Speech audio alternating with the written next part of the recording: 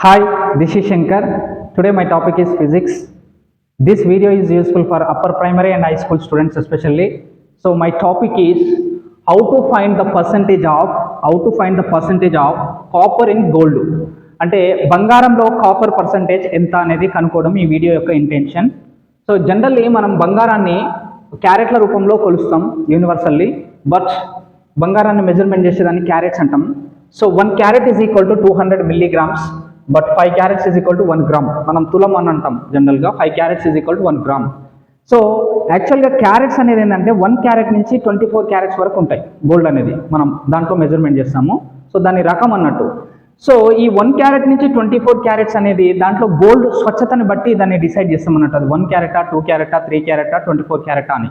So ఇక్కడ మనం తెలుసుకునేది ఏంటంటే బంగారంతో పాటు ఒక ఆర్నమెంట్ తయారు చేయాలంటే వివిధ రకాల మెటల్స్ని మిక్స్ చేస్తాం అన్నట్టు. సో ఏమేమి మిక్స్ చేస్తామంటే అందులో కాపర్ కానీ, సిల్వర్ కానీ, జింక్ కానీ, నికెల్ కానీ, కేడియం కానీ దాన్ని మిక్స్ చేస్తాం. సో యాక్చువల్గా మనం ఫైండ్ అవుట్ చేసేది ఏంటంటే ఎన్ని క్యారెట్లలో స్వచ్ఛమైన బంగారం ఉంటుంది. సో బంగారం యొక్క ప్యూరిటీని మనం ఫైండ్ అవుట్ చేస్తున్నాం. అందులో కాపర్ పర్సెంటేజ్ ఎంత ఉందో ఫైండ్ అవుట్ చేస్తున్నాం.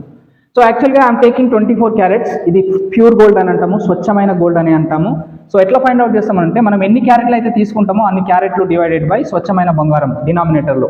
న్యూమరేటర్లో ఎన్ని క్యారెట్లు అయితే మెజర్మెంట్ చేస్తామో అన్ని క్యారెట్. సపోజ్ 1 క్యారెట్ అనుకో, 1 తీసుకుంటాం న్యూమరేటర్లో, డివైడెడ్ బై స్వచ్ఛమైన బంగారము ఇంటూ 100. పర్సెంటేజ్తో చేస్తున్నాం కాబట్టి into 100, but numerator denominator same ఉంది కాబట్టి 1 ఇంటూ 100% ప్యూర్ గోల్డ్ ఉంటుంది 24 క్యారెట్స్లో. కాపర్ కానీ, దాని మెటల్స్ కానీ, ఇంకా రెస్ట్ ఆఫ్ ద మెటల్స్ కానీ అందులో 0% ఉంటుంది. సో నెక్స్ట్ 22 క్యారెట్స్ గోల్డ్ అన్నట్టు. సో 22/24 స్వచ్ఛమైన గోల్డ్ డినామినేటర్లో ఇంటూ 100. దీన్ని సింప్లిఫై చేస్తే 91.6% ప్యూర్ గోల్డ్ ఉంటుంది దీంట్లో gold percentage. The rest of the 8.4 అనేది కాపర్ కానీ, సిల్వర్ కానీ, జింక్ కానీ, కేడియం కానీ కలుస్తుంది అన్నట్టు. సో ఇక్కడ ఏంటి అని అంటే ఈ 24 క్యారెట్స్ గోల్డ్ అనేది మన భారతదేశంలో ఎక్కువగా వాడతారు. సో దీని స్పెషాలిటీ ఏంటంటే ఎల్లో ఎక్కువగా ఉంటుంది, డీప్ ఎల్లో ఉంటుంది, బ్యూటిఫుల్గా ఉంటుంది, ఆర్నమెంటు స్ట్రాంగ్గా ఉంటుంది, ప్యూర్గా ఉంటుంది. యాక్చువల్గా మనం సంవత్సరాల తరబడి వాడొచ్చు గోల్డ్ని 24/7.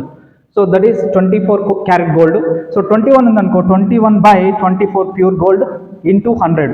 దీన్ని సింప్లిఫై చేస్తే 87.5% గోల్డ్ ఉంటుంది pure gold. The rest of the 12.5% copper కానీ దాని మెటల్స్ ఉంటాయి. 20 క్యారెట్స్ మీన్స్ 20/24 ఇంటూ 100 చేస్తాయి. దీన్ని సింప్లిఫై చేస్తే 83.3% గోల్డ్ పర్సంటేజ్ ఉంటుంది. The rest of the 16.7% copper కానీ దాని మెటల్స్ ఉంటాయి.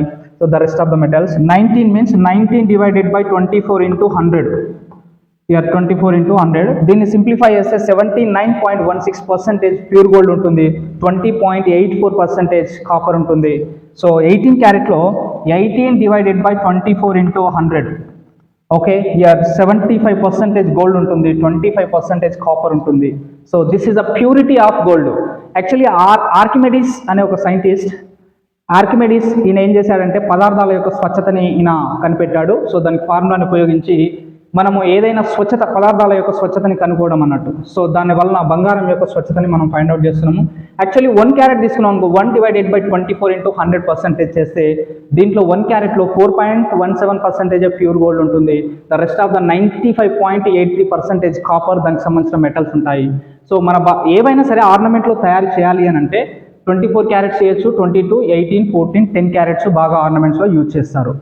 సో యాక్చువల్లీ 22 క్యారెట్స్ అనేది మన భారతదేశంలో ఎక్కువగా వాడతారు. Thank you.